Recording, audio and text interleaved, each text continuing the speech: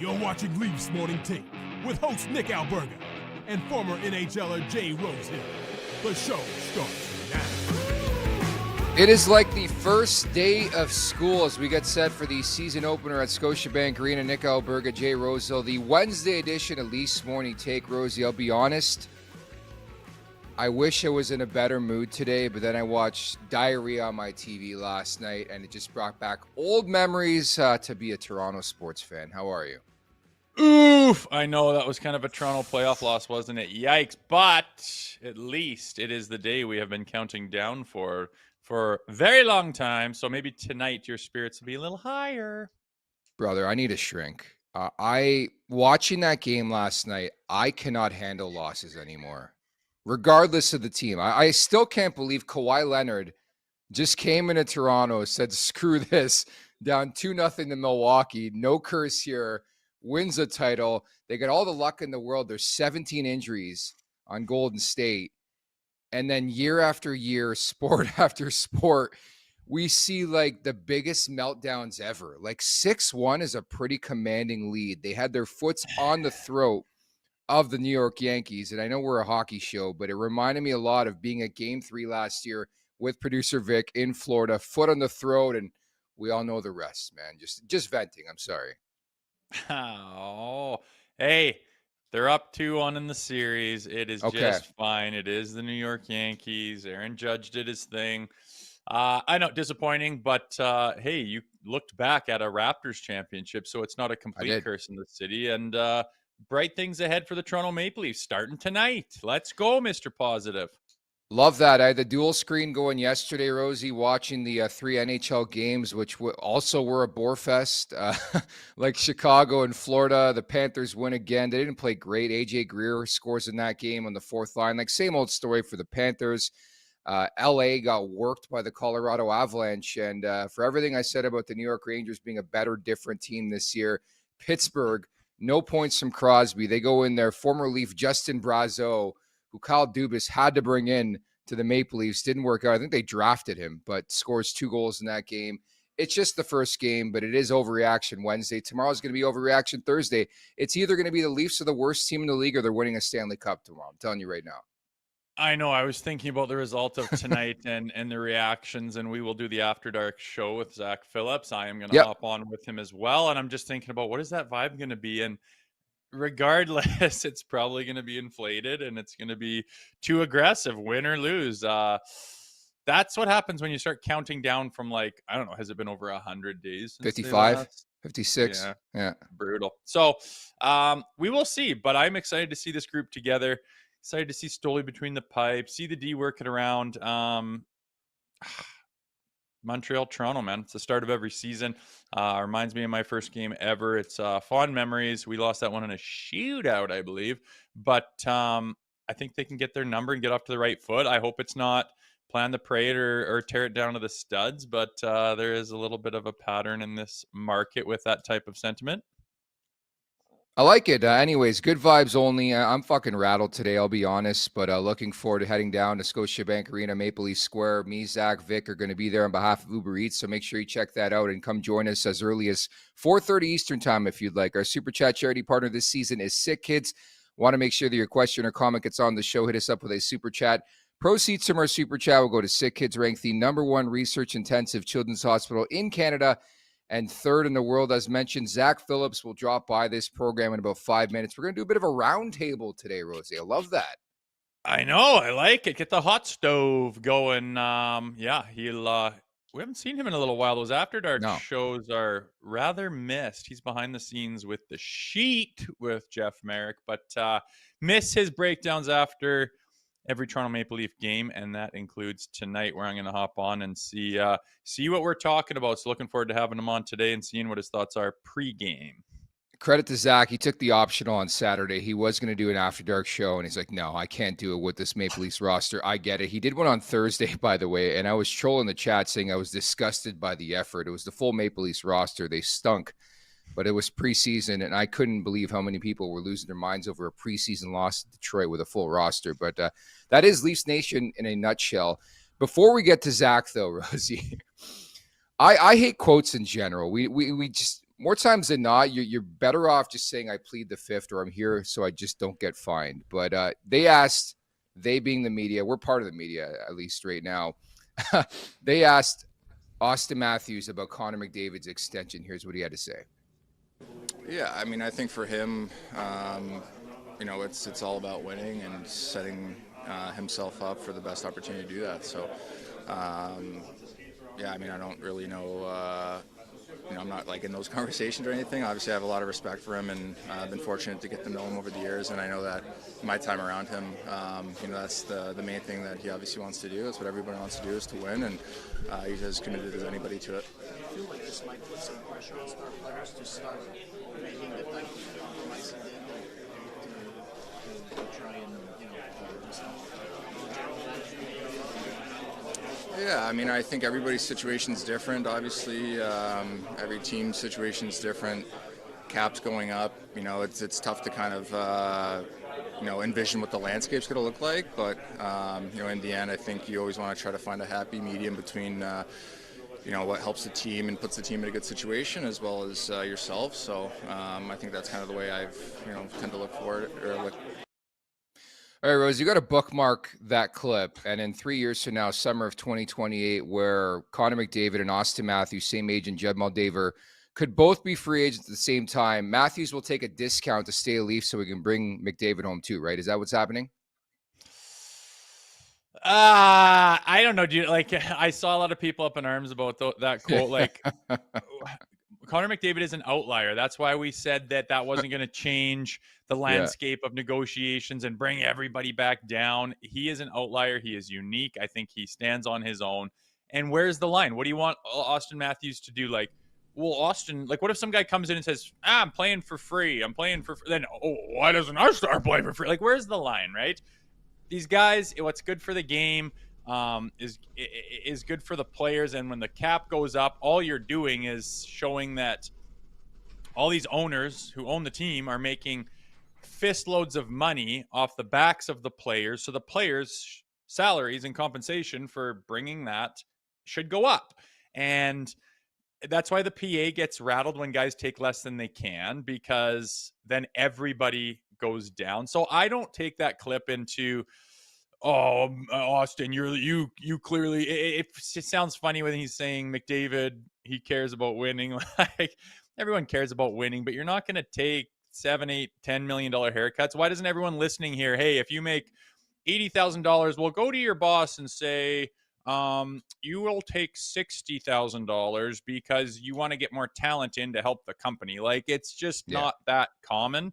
And I don't expect Austin Matthews to do it. It's nice if you can shave a little bit off and not hold out until Christmas. I get that part of it. But again, I look at Connor McDavid, and he is just in a world of his own for doing that. And I don't expect everyone else to be honest.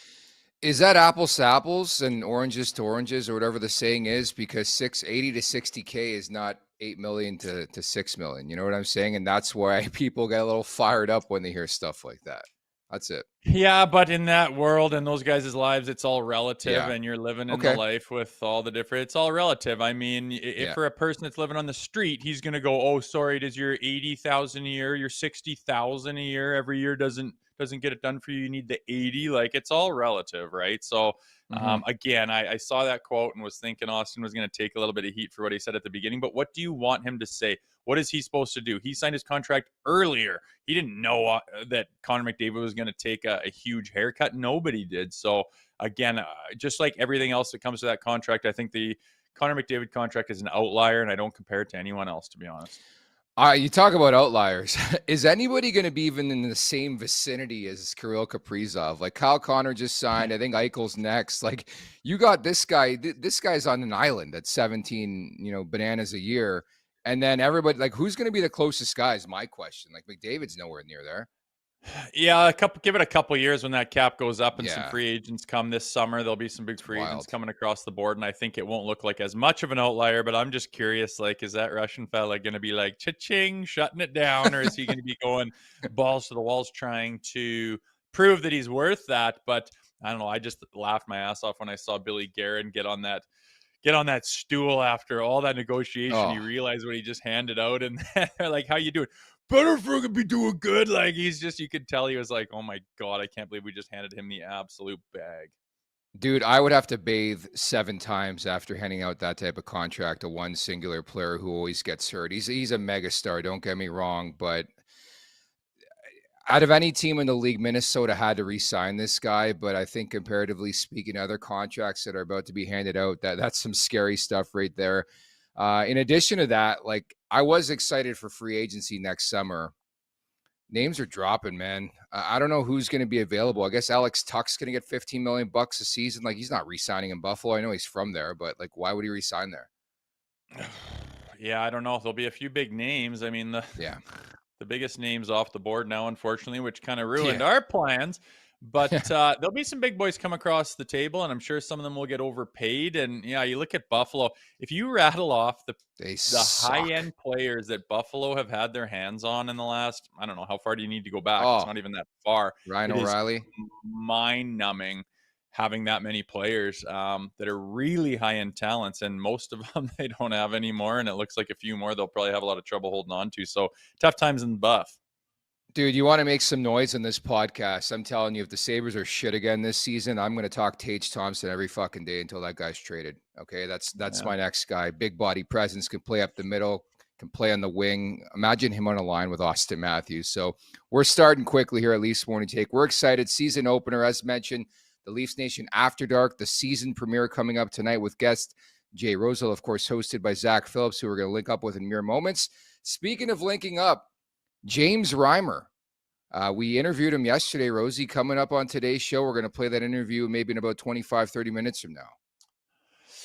Yeah. We tracked him down after being released from his PTO. Veteran guy, obviously. Blast from the past for a lot of Leafs fans. So it's fun to catch up with him. Stay tuned for that. It's coming down the barrel today. Guests galore. Hell yeah. We love you all. At the Leafs Nation 401 on YouTube. Hit that like button. Hit that subscribe button. Leafs Morning Take, wherever you find your podcast. Make sure to leave us a 5-star review. And don't forget to visit theleafsnation.com. Imagine the Leafs going with a bullpen game. We're going to dress our American Hockey League roster for a Stanley Cup playoff game. And these guys are spent for the night before. But I digress. The NHL season is ramping up, and the Leafs Nation is pumped to be partnering with Uber Eats all season long to deliver hockey fans the ultimate game day experience. The best matchups on the ice are made even better with top pairings and exclusive game day offers on Uber Eats. We at the Leafs Nation cannot wait to get down to the home opener tonight, where Uber Eats is doing something big for Leafs fans. So come hang with us and Uber Eats to celebrate the return of Leafs hockey. If you're heading to the game, make sure to drop by after 4:30 p.m. in Maple Leaf Square to hang out with us and get in on the excitement Uber Eats is building. We hear fans will be able to get almost anything. So come check it out. Uber Eats is enabling fans to maximize their fandom all season long with exclusive game day deals on the app, starting on home opener game night, where they can get almost anything. Truly, from game day eats to paper plates and napkins, if you're hosting, to all the ingredients you need to make your favorite game day dip before, during, and after the game. Uber Eats is assisting every fan's hockey experience all season long. We got a super chat to start things off here, brought to you, of course, by our great friends over at Sick Kids. J-Rock writes in, last time we saw Zack, he had sunburnt eyelids. So without further ado, no more sunburn. Here is Zack Phillips. What's going on, buddy? The eyelids are healed. The eyelids are healed. The eyeballs are suffering damage from that nonsense I watched last night from the Jays, but that's about the most Toronto playoff game that you could get. And I saw, by the way, quick note, I know we're not here to talk Jays and baseball. I saw some Jays fan who's like, anybody painting a picture of this is Toronto hasn't watched Jays baseball or whatever. I'm like, are you high? Do you remember 2 years ago when this team was up 8-1 against the Mariners in an elimination game and blew it? This is Toronto, as far as it could be. This is the most Toronto thing you could do. Just going into game 1 of the Leafs season, it's just went from super high vibes to just all-time bad vibes in this city right now. Too much roller coaster. We need to find a level. We need to get some level heads going on. I don't know. This might bring your head to where it needs to be. Patricia James, is Zack single? Oh! Wow, why don't you let the folks know? The folks want to know, Zachy. I have some unfortunate news for some of these folks. Zach, what do you think What the hell is that tag on the screen?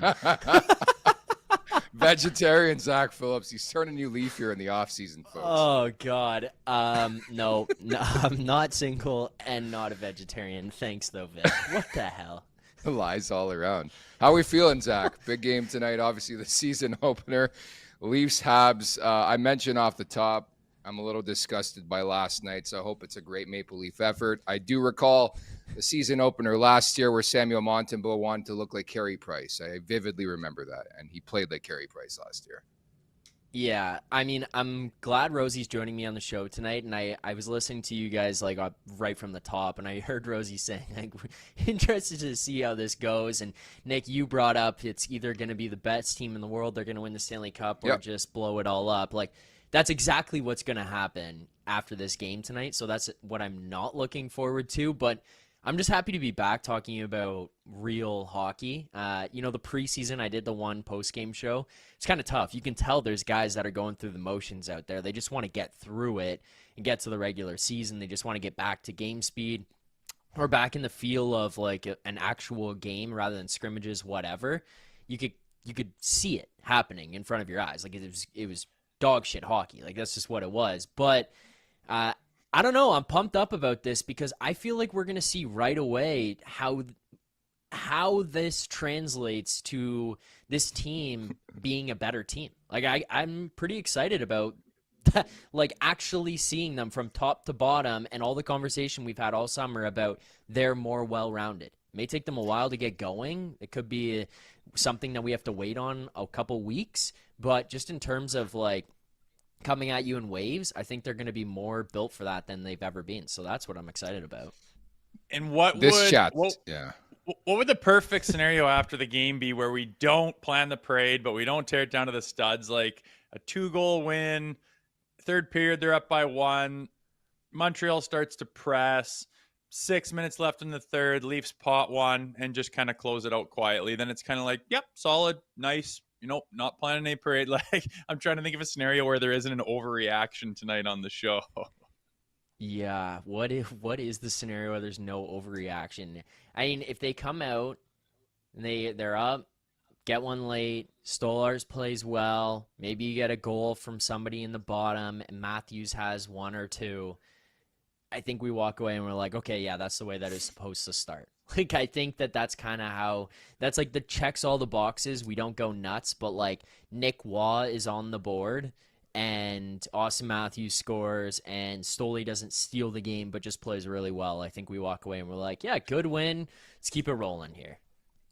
Very hungry chat today. Patricia James disclosing she's a carnivore. So not exactly what she said, but – she does. I think she's a carnivore, Zach. So you might want to go check that out a bit later on. But optional morning skate here for the Leafs ahead of the season opener against the Montreal Canadiens. So I don't know. Brandon Pridham, among others, has one of the most difficult jobs in hockey. But I guess Easton Cowan back with the main roster, Jacob Quillen down. But, Rosie, we'll start with you just on the line configuration. Even like 6 days ago, we weren't expecting lines like this. But as Craig Berube alluded to yesterday, the Lawton injury, I think, changed everything, right? Majorly. It kind of threw a big wrench in what I was excited to see shook out that we've been talking about for like a couple of months. Like, what are they going to do with all these forwards and what are they going to do with X, Y, and Z? But whatever, things happen. We'll see. There's still a lot of new bodies in there. I can't believe that Yarncroke and Robertson are in the lineup. I think that in a world that I wanted to see, it was Cowan and Lawton in there instead. And then you really have a full new, fresh view and take on the forward group. But nonetheless, I think you look at the bodies, it looks like a lot of different guys, Dakota Joshua, Michelli, Waugh. It's going to be nice to see some new bodies and see how it translates. Again, preseason means nothing. Zack wouldn't even do a show. He completely canned it because it's such a joke at times.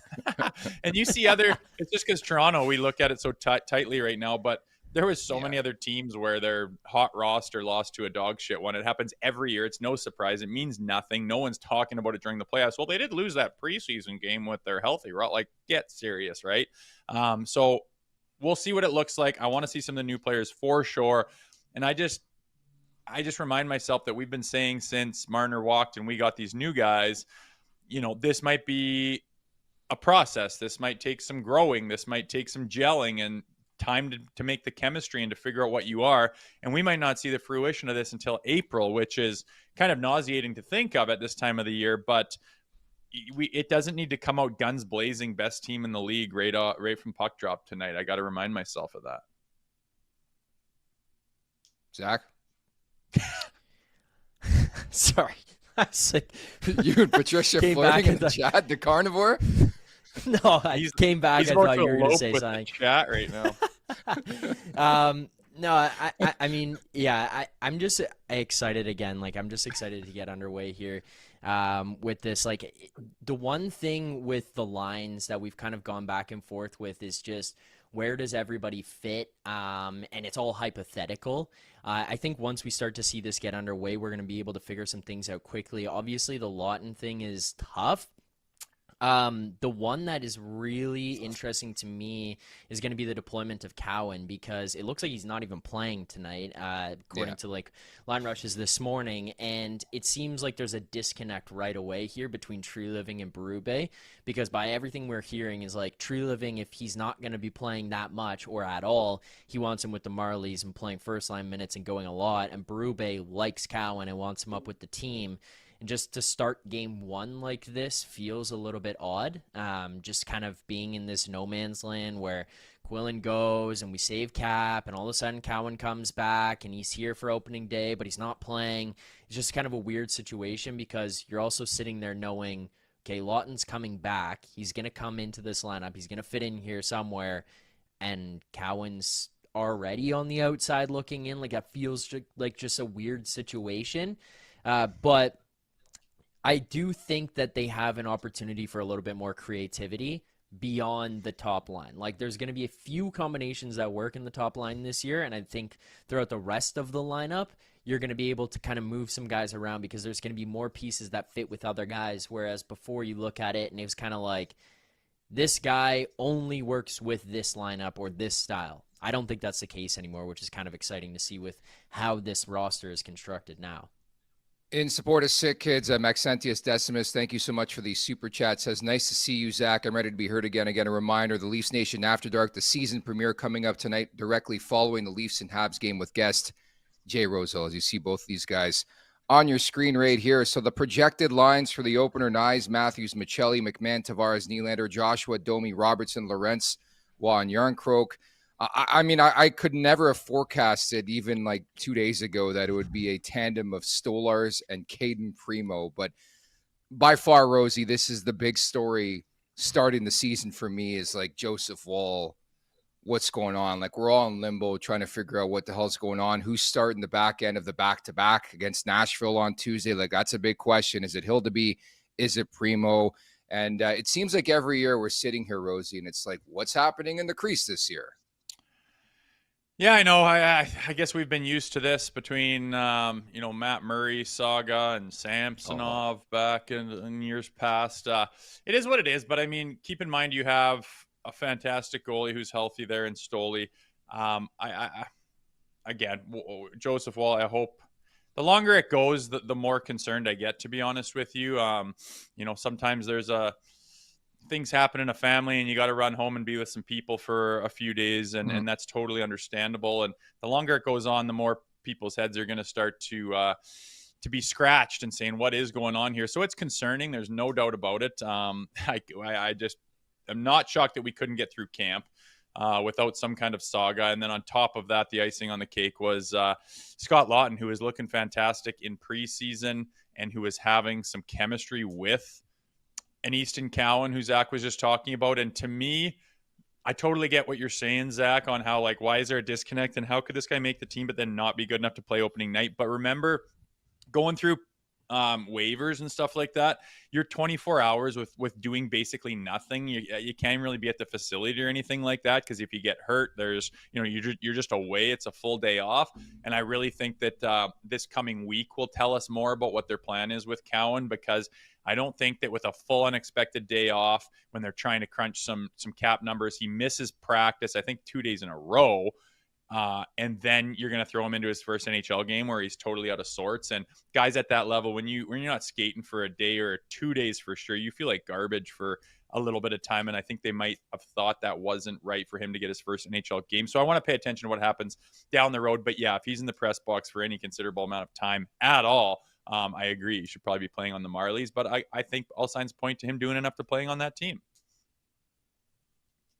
Yeah, the quick question here. When does the Marley season start? Because that is also kind of. I have no clue. Like, is it just a zero clue? Like, it starts later, right? Am I wrong about that? Like, I don't need the exact date, but it starts later. So it's not like he's missing Marley's games right now. Yeah, it's usually later, but I think they'd be ramping up, and they'd be doing things absolutely that Cowan could skate in, and whether it's exhibition or what, I don't think they'd be very far behind, and I should look into that to see exactly where, but I really think it's the waivers deal that is got him in the press box tonight. So again, I'm going to watch this week to give us a better indication of what they're going to do with him, but I don't think that Scott Laughton going down has helped his cause at all, because there was that mentorship element to it that was seeming to take off all through preseason for sure. And now that, not being the end all be all, but that's kind of gone for several weeks. So again, I think a good indication of what's going to happen with Cowan will happen towards the end of this week. John Harris writes in the chat, Marley start on Friday. So that's good to know. I honestly think what hurt Cowan the most, and it's been confirmed by Craig Berube following the morning skate, Cowan's not going to play tonight. Myers is out too. Sammy Blais, who Craig Berube was just talking up Sammy Blais yesterday. Are we talking about the same guy who played all last year in the American Hockey League? But he's going to get a shot. He plays heavy. He knows Chief from his days with the St. Louis Blues. But I just think you look at this roster right now, obviously it's incomplete. It's going to look a bit different than it was a couple weeks back, but that seems to be, the direction this team is headed. And I think what hurt Cowan, honestly, was the Laughton injury, right? I mean, the dependability, the consistency of what Lorentz and Laughton brought to that line. I think reading in between the lines of Craig Berube the last couple of days, that's what I pointed to, is like those guys, and specifically Laughton going down, just changed. Like they want to make sure they put Cowan in a position to succeed. And I get that. And I totally agree. If he's not playing in the NHL, send him down to the AHL, give him some seasoning. Happened last year to an extent with Fraser Minton, who, by the way, cracked the Boston Bruins opening night roster. So we'll see him tomorrow, or I believe tonight, against the Washington Capitals. Looking forward to that one as well. Let's play some Take It or Leave It. You guys ready for this one? We'll start with the first one, and you can do the honors to start us off, then to Rosie. So Zack first. Anthony Stolarz will play 55 games and solidify himself as the number one. Zack, take it or leave it? I'm going to take it. We have no idea what's going on with Joseph Woll. I think that when you look at who the other options are between Hildeby and Primo, it's not that comforting to know that those are the guys that would be going up that regularly. He played unbelievable last year. I guess part of it is also trying to tee him up to be the number one guy going into playoffs this year, especially without knowing what the situation is with Woll, when he comes back, how he'll be when he does return. So 55 games, I'll take it. I mean, I think it would be really tight by taking it. I mean, I think he could be within the 50 to 55, but I'll still take it. What is the number? 55 games, Stoley? Yeah, 55. It's a lot. That's a high go. I mean, obviously right now you lean towards that with absolutely no idea what's going on with Woll. I like 50, but because Woll's gone, I'm going to take it as well. It's 55 though. It's not 50. It's 55. I can see that. That's why I'm take it. Not You're leafing it. You're leafing it. No, I'm not. He'll play 55 games, I think. Strictly, Okay. I think it would be just under, and they'd switch hit it a lot more. But with Woll just completely MIA with no, reasoning given whatsoever, that's a little bit concerning. So I will take it. I'm gonna leaf it. It's Stolarz gets banged up a lot. It's the Leafs. I mean, we're gonna see 7 different goalies this year. That's my forecast. It happens every year. And I did predict Dennis Hildeby is gonna have a monster year. I like this camp quite a bit. Like, it's not an indictment or anything on Stolarz. I think he's gonna have a good year, but I think the sweet spots around 40 to 45 games. And it's so hard to predict too, because like, who's to say that 3 days from now they can put out a press release and say Joseph Woll is good to come back. You probably need a couple weeks if you're Woll, but like, they're going to have to cushion the starts, especially knowing the history of an Anthony Stolarz. So I'm going to leave it as well. The second one we got, Matias Michelli will stick on line 1 for the majority of the season. Rosie, we'll start with you. Take it or leave it. I'm taking that, man. As soon as they signed him, I thought there's your guy right there that's going to play with those big boys. I have been vocal about not liking Max Domi on the line. I don't really, okay, he's had some success in the past. It's not a fit for me. It's not a fit. I think Domi could do better for the team further down in the lineup, and Michelli is not a guy that needs to play on the third line. I think he needs to play with some guys that you can be a little bit more creative. You can have a little bit more freedom, and you can set up the big boys and kind of jump on the loose pucks that Matthew Nyes creates on the forecheck. So I think it all sets up for that to be a nice line. I think they're going to hit it off tonight and be together for a really good chunk of the season. I'm going to take it. Matias Michelli. He's going to be the guy. He's going to fit in there. I think part of it is we saw him have some comfortability alongside Nyes and Matthews in the preseason. He's got the confidence. He's got that ability to try things. He can find guys. He's got some good playmaking ability, which is kind of what you need. He's not the shooter on that line.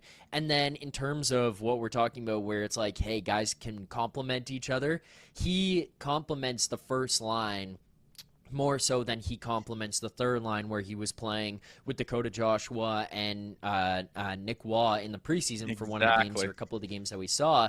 He complements the first line way better, and you also look at the options that they have at right wing. Like, if you break it down, you're mostly looking at it's Domi or Michelli. Like, it's one or the other. And I think Domi just didn't work that well with the first line and works way better with the third line. So I'm going to take it. I think Matias Michelli is going to stick on that first line. And Austin Matthews is going to benefit greatly from it. I think he's going to love that. I think he's going to explode alongside him. I mean, personally, I'm bracing for Calle Yarncroke to be on that line within 3 games, but I'll go with take it by process of elimination. I'm just trying to figure out what the fuck happened in Utah. Like, how does this guy go from a routine health bomb, eating popcorn in the press box, to being on the top line with the Maple Leafs in 5 months? Like, it's really, really bizarre, but I couldn't agree more with you. I think, again, small sample size, but from what we saw, complements the big boys way more in his playmaking abilities than he does with grinders. Like, he's not a grinder. You need him in your top 6. Process of elimination, I'm going to take that as well. The third one, and Zach, we'll start with you on this one. Easton Cowan will play at least 40 regular season games. Take it or leave it. I'm gonna leave it. Though this start, the fact that he's scratched for game 1 is a big determining factor for me. I think if he was playing tonight, I probably would have leaned more towards take it, but just off the rip, like right away, leave it. He's scratched for game 1. Game 2 is Saturday. The Marlies play on Friday. Like, what are we doing? You're not going to get to see him tonight to make a determination. Oh, no, this guy is or isn't good enough to be able to play in a second NHL game and go again on Saturday. So you're already leaving him out. I don't think you're going to choose to put him in the lineup on Saturday night after all of this. I think you probably try to get him with the Marlies on Friday. And then after that point, like, unless he goes down, this is the only caveat, I'll just say. The only caveat would be if he goes to the Marlies and in the first, 15 games, he's got 25, 30 points and is just, destroying the league, then sure, I could see him coming back up and fitting into the Leafs roster for the rest of the year. But I don't see that being the case. I don't see them trying to just force feed him minutes here. I'm gonna leave it. I don't think he sticks around that long this year. I think it's more of a development year. I'm going to take it. I think that in the month of October, good chance he might go down to the Marlies, get some reps, play a little bit of pro hockey.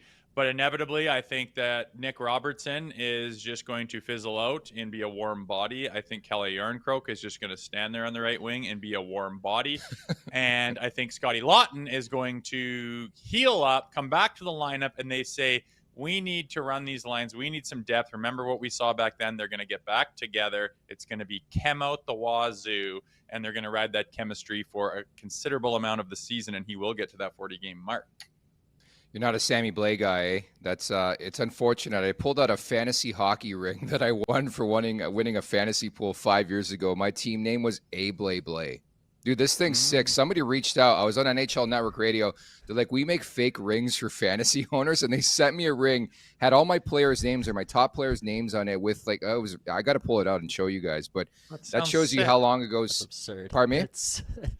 That sounds unreal. Let's see that. I know. I got to find it. It's somewhere around here. I'll grab it maybe during the Reimer interview. But yeah, my team name was A Blay Blay. To answer the take it or leaf it, I'm going to go with leaf it because I think they've got to be very, very smart with Easton Cowan and the way they mature him and bring him along. And I think it's very Fraser Minton from last year where you can't overripe a prospect. Like, he's going to get to the league, and when he shows that he can be a full-time consistent contributor in the NHL, then I think you bring him up along those lines. And I don't want to be that guy, but they're going to have to make a pretty substantial deal at some point in time. Who do you think teams are going to call about? Danford or Cowan, right? So the trade deadline, Calgary. If you want to talk Kadri, Cowan's going to be in that conversation. So I'm just putting that out there, not manifesting in anything. I like Easton Cowan, but I'm going to go with leaf it in that conversation. We did have one more. I don't want to talk about Nick. That you're telling me that we can't trade Yarncroke and Robertson and a sixth for Nazem clearly Kadri? Not. That doesn't work. Clearly not. Like, it's.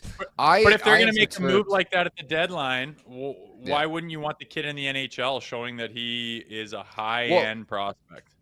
Well, I'm saying I think close to the deadline time, Cowan's going to be more of a fixture, and he's going to be a guy that's in the bottom six, and they want to get better and improve in the top six. And I think you use him potentially as a trade chip. It just depends how close this team thinks they are to doing it this year, right? And we'll see how everything comes together. I did want to mention that we did have a fourth one, but Nick Robertson, like, I'm exhausted by that conversation. It was Nick Robertson is still on the Leafs roster by Christmas, but we'll leave that for another day. Zach, great stuff. What can we expect? What can people expect this season on the Leafs Nation After Dark? I'd like to say that it's like new and there's all these things added, but it's not. It's going to be these. Do you have any countdown clocks? Why mess with perfection?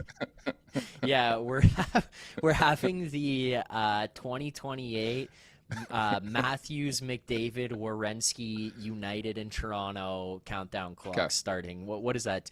2 years away from now, we're going to start that on the show. It's tonight, so 997 days away to be precise, Zach. So okay, thank you. So you know. So you're welcome. That's what we'll put in the top corner, 997 for you. No, it's just going to be more of the same. Every post-game show right here on the Leafs Nation YouTube channel, breaking down the game, talking about everything that happened. We'll have some special guests coming by. Both of you guys, gracious with your time. Producer Vic, from wherever he's held hostage, will be joining sometimes as well. We'll have some different guests coming through the show, but just reacting to everything, taking calls, all that kind of stuff. It's the same show as always. We're not going to mess with it. It's been something I've been done for a couple of years now and seems to be working. People seem to like it, so I'm not going to mess with it. I like it. And not to slag on producer Vic, there's a quantity and multitude of different guests that we've had on this show. I don't know where they're holding shop, but they come on this show and they look like they're just hiding from somebody, ICE or somebody. So it's not just producer Vic. Great stuff. Looking forward to the Leafs Nation After Dark, and looking forward to seeing you down at Maple Leaf Square with our friends over at Uber Eats, Zach. Yep, that'll be fun. Man on the street. We're going to go and talk to some people out there. That's exciting. Yeah. Yeah, I can't wait to What see are you this. getting? Make sure there's lots of video boys. Oh, buddy. Yeah. This is going to be special. We're looking forward to it. Thanks, Zach. Thanks, boys. Appreciate it. See you at night, dude. The man they call Filatov, and I got that nickname from Nikita Filatov, former Columbus Blue Jacket back in the day. I don't know. Did you play against that guy, Filatov? He was nasty. I mean, I know who he is. I can't remember what year he came in. I can't remember. There's lots that's a blur. But what was I watching the other day where my era was kind of cool, like 29 to 2015. Like, there was some wicked names in there, and the Blackhawks and the Kings and the Penguins, and there was some it's just so weird that was just like the league that I grew to know very well. And then now it's like this classic hockey where remember this guy, and I'm like, oh my god, that's annoying. But every era has its thing, and these guys these days are making their own mark. There's lots of interesting talent in the league now too. So the league continues. It's interesting you say that because I was watching some of the NHL games last night, and they were talking about like the 6 degrees of separation between like Gavin Brindley, who starts on opening night here with Colorado, and like Jared Bednar and Brindley's dad, like how they played together like 20 years ago. And I'm like, we're watching guys right now where like years from now, there's going to be some connection of sorts. And a name in your era as well, as we know, James Reimer. We're about to get to that interview at the Leafs Nation 401. Hit that like button, hit that subscribe button. This interview is brought to you by our friends over at Simply Spiked. I can't wait after activation at Maple Leaf Square tonight, Rosie. I'm going to sit down on my couch, tune into the season opener here. The Leafs and the Montreal Canadiens have a couple of Simply Spiked, and just enjoy some regular season hockey, man. The preseason was way too long, bud. Yeah, I agree. My brother just had a birthday, and he didn't really think much is going on. It's his busy time of the year, but we jumped in his wife's minivan with a bunch of us, including my dad, robbed him from his work, and went to Water Valley, Alberta, where the Water Valley Saloon is there. It's this big, beautiful saloon with all this taxidermy on the wall and all this stuff, and they were playing the Canadian Finals rodeo. We ate a steak, and I threw a cooler in the back of the minivan for the boys and filled her up with some Simply Spiked, and they were impressed. They got down pretty quickly. So continues to be useful, my man. You've been a team guy since day one. Enjoy every juicy drop all season long with Simply Spiked, available in 3 delicious flavors: Simply Spiked Lemonade, Simply Spiked Peach, and the newest one, Simply Spiked Limeade. Simply Spiked has been bringing the juiciness since launching in Canada in 2023. Must be legal drinking age. Please celebrate responsibly. Pick up Simply Spiked at your local liquor store for your next hangout. Why don't you tee up our interview and throw it to James Reimer, Rosie? Here is a nice little remembrance day on opening day for all of you. Unfortunately, just got released from his PTO. He's looking for more time out there, but I don't want to say fond memories because he was probably right in the middle of the biggest collapse in team history. But nonetheless, a memory from the past. James Reimer, everybody. I got to start off by asking, it's been a while. You're a wily veteran now. I know it happens fast, but to get back to Toronto and to put on that blue and white jersey, what was that like for you? Yeah, it was pretty fun.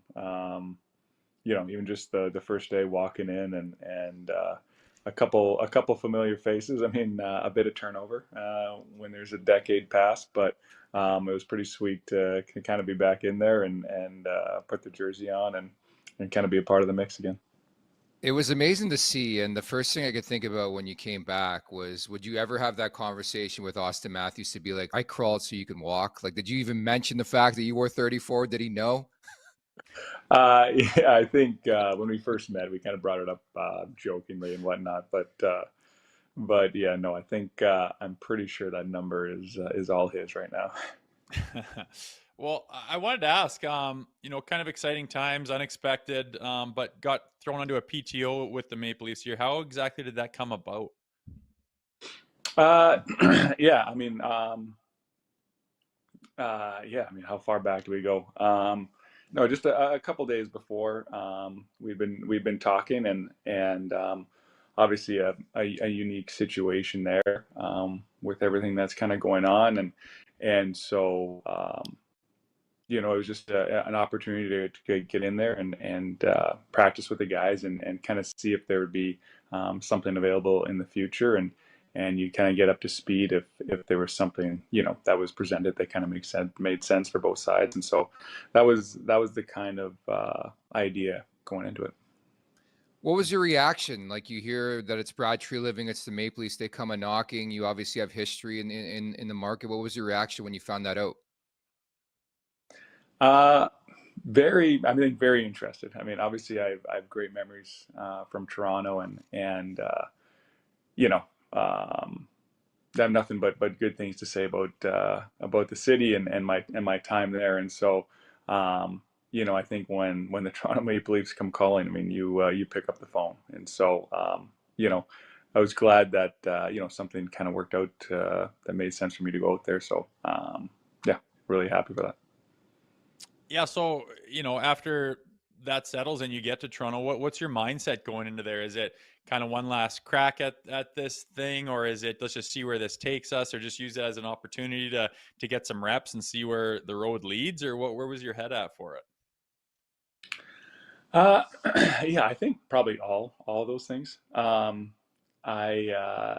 honestly, I was just kind of going in there, and I trained all summer. I'd worked hard, and I felt prepared, and so I just wanted to enjoy. I wanted to enjoy every day because it's a pretty special experience to be able to go back and be a part of it. And then just get my game in a place where I felt confident for whatever would happen in the days after, weeks after, or at the end of camp. And so yeah, that was kind of my mindset to get in there, get a good workout, and be ready. Do you feel like you just ran out of time? Obviously, we saw you in the final preseason game, but was it a timing thing for you? Yeah, no, I think obviously it's a unique situation there, and I think there were some paths presented going forward, but um, I think on both sides it just didn't make sense, and so yeah, that's kind of how it ended. Yeah, like and going back, you mentioned you're a decade removed, but some good memories in Toronto. I remember I was there when you came on the scene and got your start and had a really solid career after that. What are some of the best memories you have of being a Toronto Maple Leaf? um, yeah, I mean, a ton of great memories. I mean, I think obviously the easiest one is probably just your first game. Um, Obviously that's pretty special, and I was lucky enough that the boys put together a good game, and we ended up winning it, and so that obviously makes it a lot more special. um, some big games over the years, and some fun interactions with the fans, and where everyone's kind of fired up, and you're able to pull out a big win or something like that. There were some some really good memories. I even know the playoffs, and obviously I forget the way it ended, um, but just that whole run was obviously a lot of fun with first time being back in it for a long time. And I think I remember probably one of my most fun seasons, just because I think the expectations from the experts that year was that we were supposed to finish last or second last in the conference, and so to kind of defy the odds and put together a good run was a lot of fun. Yeah, the experts don't know much, do we? What was Saturday like? Like, take us through Saturday. So you find out you're playing in that game with a tandem, going to get some time against Detroit, another team you spent some time with in your career. What was it like to throw that Leafs jersey back on? I'm sure a lot of emotion there. Yeah, it was really cool. Yeah, I mean, it's obviously, I mean, I'm biased, obviously, because I played there and whatnot, but it was one of the most, it's the most storied franchise, and such a great history, and such a great presence in the game, and the fans and whatnot. And there's just so much behind it when you get to put the jersey on. And so yeah, it was pretty special to put it back on, and then also play against guys that you played with a couple of years before, and so, and another original six team, and whatnot. The story kind of goes and goes, and so it was definitely really special to put it back on. Mhm. And we were talking about it yesterday on our show, and watching the prime face off show, and the Maple Leafs won with them in the playoffs last year. It brought back feelings for me of just a lot of tension and pressure and so much on the line for specifically the Toronto Maple Leafs that, just, let's be honest, doesn't exist as much for say the Florida Panthers. You being very intimate with that feeling, being a starting goalie for the Toronto Maple Leafs, are very qualified to talk about that. And you've played for other teams as well, being a veteran. Can you tell us about what that's like, of kind of having that pressure of playing in Toronto? Yeah, no, that's a great question. I think I'm in a unique scenario too, where I've had the opportunity to play for a bunch of different teams, and at different teams in different markets, and other big markets too, like Detroit, for instance, is a big hockey market. Um, and then got to play for the Florida Panthers, and other markets that are smaller, and there's not as much pressure or presence constantly. And so yeah, I would say Toronto is an extremely special place to play. And even just like I said, being able to experience it again. Excuse me, sorry. There's a buzz around the rink, but with that comes a pressure that doesn't exist, like you said, in other markets. And so I think it's something that you can harness and use, but it also is just something else that can make it a little more difficult. And so it's definitely not impossible. There's lots of big market teams that win championships, but there's kind of two sides to it when you're in the mix. Rhymes, I love that stat thrown as soon as the PTO started about how many Leafs netminders there have been in the last 9 years. I think it was 22 or 23 since the last time you were a member of the Toronto Maple Leafs. We saw that roster from when you were a Leaf the last over the weekend, but want to get just sort of your general impressions. I know it was a short window there, but with Hildeby and specifically Anthony Stolarz coming off a really, really good year, what'd you take from those two guys? Yeah. No, I'll start probably with Stoli. I think he's a really good goalie. I think the way he uses his size and the way he can move, and I guess that's probably for both guys, but specifically with Stoli, I think he reads the game well, and I think that he's got a great mix of ability. But I think I think he's calm in there, and he uses his size really well, and I think that serves him incredibly well.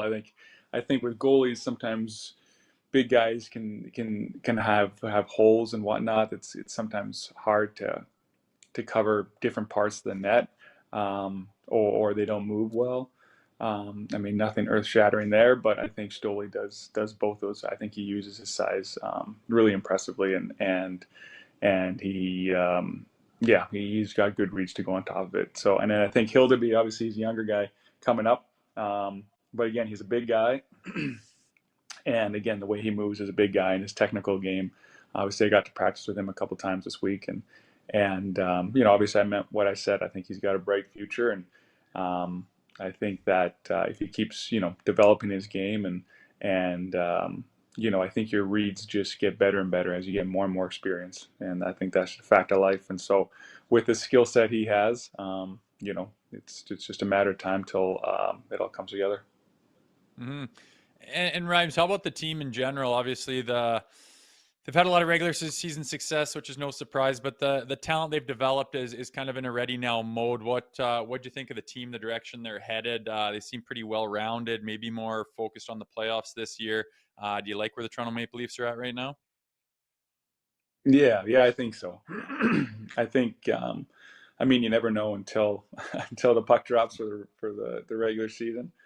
But I think they're built to be a really tough team to play against, and I think there's an honesty and maybe an integrity to their game through and through the whole lineup, and I think they're built for success. And so I'm sure there's still questions, and every single team thinks they're winning the Stanley Cup tomorrow. That's the mindset going into camp, is that this year's the year for, well, maybe not every team, but most teams. And so the Leafs are no different, and I think they're built.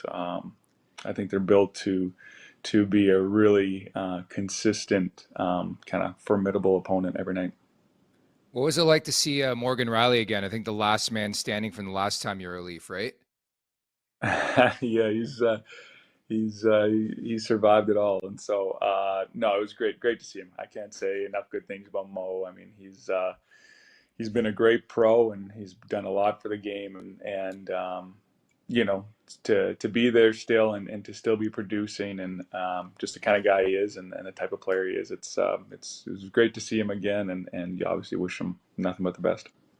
We wish you nothing but the best as well. It was so damn cool to see you back in the blue and white. Thank you so much for this, James. We'll talk soon, okay? You betcha. Thanks a lot, guys. Appreciate it. Thanks, Rhymes. Good to see you, man. Office PTO with the Toronto Maple Leafs, and yeah, that must have been pretty damn cool for him to put on the blue and white once again, Rosie. Yeah, I think so. You never know where your career is going to go, especially at the end of it. So he got a crack at it. Didn't probably turn out as good as it could have in his mind, but nonetheless, another experience for Reims in the blue and white, which I'm sure he appreciated.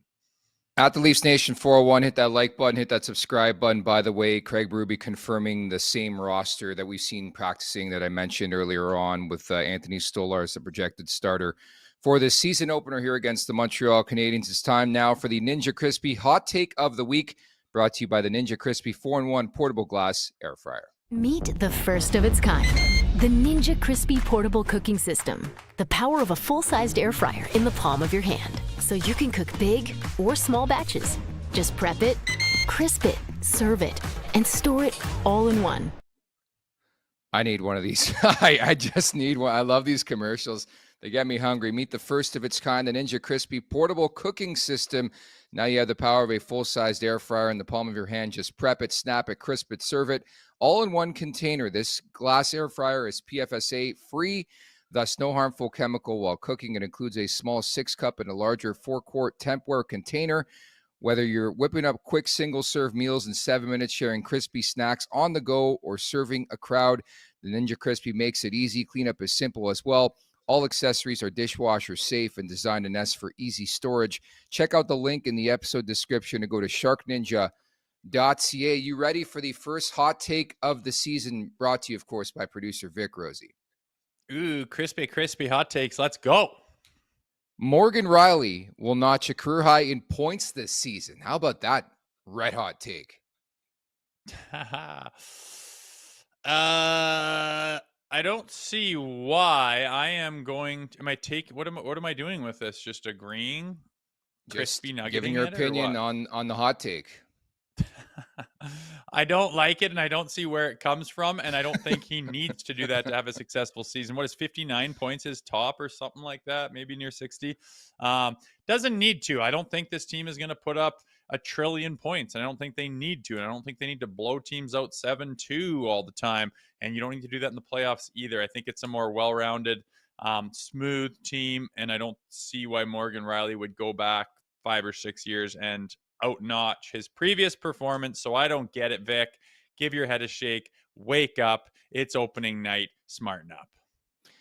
His career high is 72 points, man, in 18-19. That would be the comeback, like a Masterton Trophy type season for Morgan Riley. So I'm going to say no bueno here. I mean, if Riley can get to like 55 points, I'd probably be happy. I think he's going to run the first power play unit, but effectively, it's an all-around game for Morgan Riley. I just want to see more of a complete Morgan Riley. He was just really, really bad defensively last year. Wasn't really doing much offensively. By all accounts, had a strong summer. Everybody does, but now it's put up or shut up time. We'll see if it's a different Riley this season, Rosie. Yeah, he's a little lighter. Maybe that'll translate to getting in position a little bit more. Again, yeah, I agree with you. It doesn't matter if he doesn't need to put up 80 points this year. He's not going to put up a ton of points. He needs to be sound defensively and just have that whole unit back there of 6 men working in unison. I would agree, but I just did see something during that interview that the Maple Leafs is the heaviest team in the league by poundage. Oh, baby. I don't know what that means, but some big boys back there. Yeah. Interesting. Yeah. Maybe it's Sammy Blais. Maybe that's why they brought in Sammy Blais, to be just a tad bit heavier. But yeah, it's kind of interesting too, watching Chicago yesterday. I'm like, I remember the days when the Leafs were like the youngest team in the NHL. They had all these budding stars and we're like, shit, the future's bright. And now, like, they're one of the older teams, the elder statesmen in the league, and they got veteran after veteran on the roster. So it's like a different composition, and maybe hopefully the right composition. It's time now for the last call, brought to you by Bet365. Whatever your bet is, it's never ordinary at Bet365. Download the app and get in on the game. Use code NATION. That's NATION, NATION. Must be 19 or older. Ontario only. Please play responsibly. If you or someone you know has a gambling problem, visit connexontario.ca.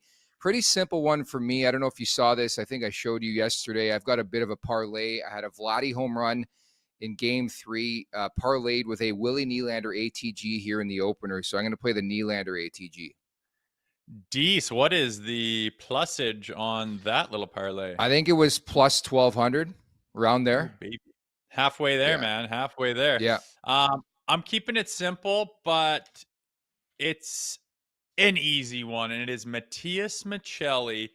Anytime point, just a little secondary appetizer. All you need to do, Nyes, Matthews are going to be buzzing opening night. It's like plus 140 before the show when I checked it. Cha-ching. Take it. I love it.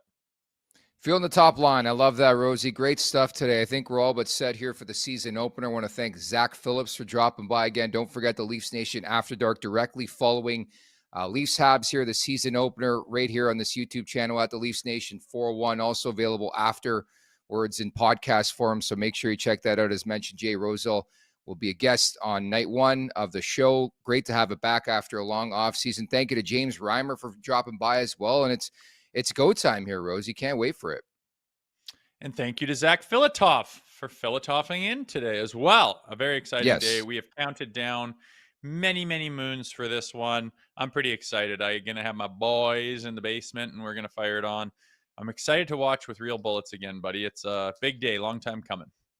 And again, don't forget, Zach, me, and Vic will be down at Maple Leaf Square very early, starting at 4:30, about 2.5 hours before puck drop with our friends over at Uber Eats. So come find us. We'll have a chat. We'll have some fun. Looking forward to that. At the Leafs Nation 401, hit that like button, hit that subscribe button. Leafs Morning Take wherever you find your podcast. Make sure to leave us a 5-star review. And don't forget to visit theleafsnation.com. Thank you to producer Vic. For Jay Rosehill, I'm Nick Alberga, and we'll talk tomorrow. Overreaction Thursday. Can't wait. Make sure to check out more of our content right here on the Leafs Nation YouTube page. We got long-form interviews. We got clips. We got epic rants by Jay Rosehill. We simply have it all. And don't forget, you can find out much more at theleafsnation.com. Thanks.